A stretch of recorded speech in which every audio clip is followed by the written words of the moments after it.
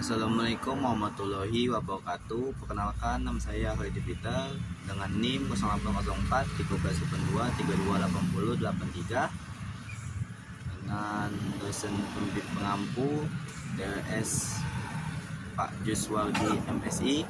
Di sini saya akan mempresentasikan hasil kerja kelompok kami yang berjudul Komunikasi Sel dari kelompok 4. Baik, materi yang pertama yang berjudul definisi komunikasi sel.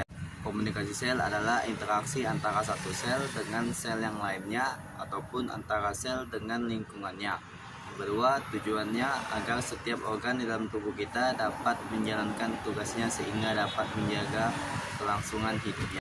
Yang kedua, ada perkembangan persinyalan sel. Perkembangan persinyalan sel. Persinyalan sel berkembang pada awal sejarah kehidupan. Contohnya Saccharomyces cerevisiae yang telah diteliti oleh para ahli bahwa sel ragi pada Saccharomyces cerevisiae menggunakan sinyal kimiawi untuk mengidentifikasi jenis pasangan yang berlawanan dan mengawali proses perkawinan. Yang ketiga, ada jenis-jenis komunikasi sel. Jenis-jenis komunikasi sel. Yang pertama, komunikasi antar sel, intercellular signaling, sistem penghantaran informasi atau sinyal dari salah satu ke sel yang lain atau di dalam sel itu sendiri untuk melakukan aktivitas dan fungsi koordinasi. Yang kedua, komunikasi dalam sel, intracellular signaling. Kelangsungan hidup sel atau organisme, homeostasis sel normal, perkembangan dan pembelahan sel, perbaikan jaringan sistem imunitas. Selanjutnya, komunikasi antar sel, intercellular signaling, kombinasi kontak langsung, terus persinyalan prakin, terus persinyalan sinaptik, dan yang terakhir persinyalan endokrin. Selanjutnya ada intercellular signaling. Yang pertama, komunikasi kontak langsung. Sel-sel yang berdekatan harus membuat kontak fisik untuk meneruskan informasi atau sinyal. RA, sel hewan dan sel berkomunikasi dengan kontak langsung, memiliki sel junstion yang kontak secara langsung menghubungkan sitoplasma dengan. Selanjutnya ada intercellular signaling. B. Pada signaling lokal pada sel hewan dapat berkomunikasi melalui interaksi antara molekul-molekul yang menonjol pada permukaan sel.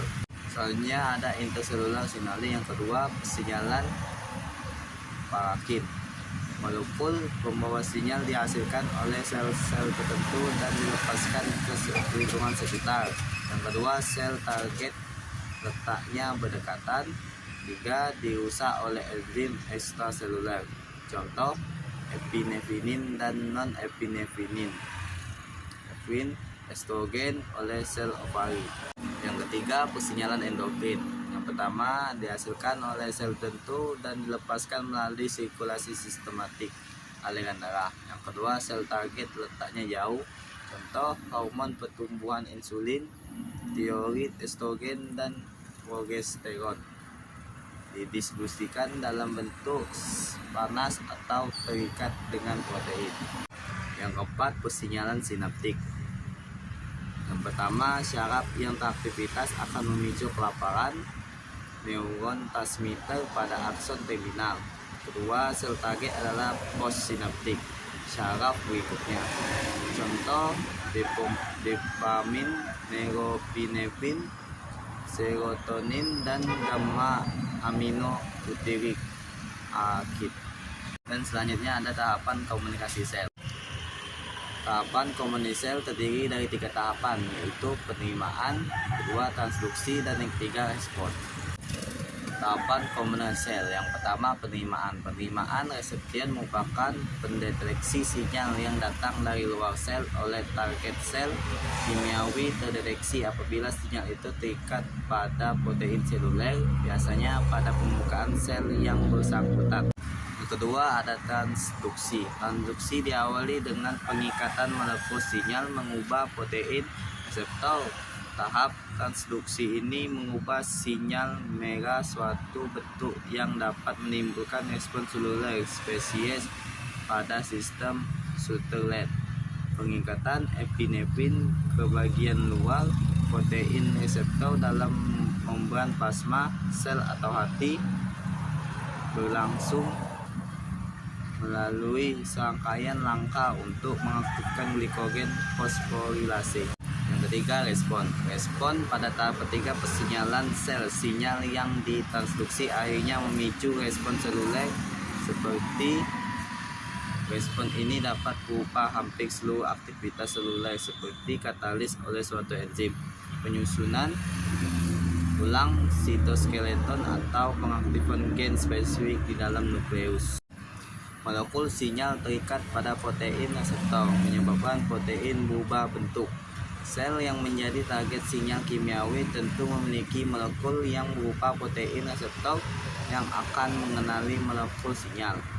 Molekul sinyal ini berperilaku seperti ligan, yaitu istilah untuk molekul kecil yang terikat secara spesifik pada molekul yang lebih besar.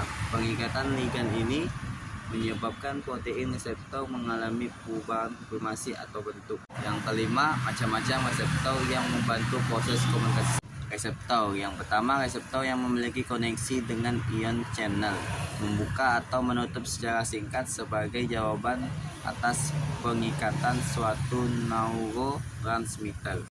Yang kedua, reseptor yang memiliki koneksi dengan G protein, mempunyai nama lain G protein linked receptor GPLR. Makna G protein pada reseptor ini adalah sebagai molekul intermediate. Ketika ligan berikatan dengan reseptor akan membentuk reseptor kompleks G protein, kemudian diaktifkan dan selanjutnya berikatan dengan efektor enzim. Dalam hal ini akan mengaktifkan enzim dalam sel. Yang ketiga, reseptor yang memiliki koneksi dengan tirosin kinase. Reseptor tirosin kinase merupakan reseptor untuk faktor pertumbuhan. Reseptor kinase juga merupakan reseptor membran yang melekatkan fosfat ke tirosin protein. Itulah hasil dari kerja kelompok kami. Terima kasih sudah mendengarkan dan terima kasih banyak. Sampai jumpa lagi. Dah.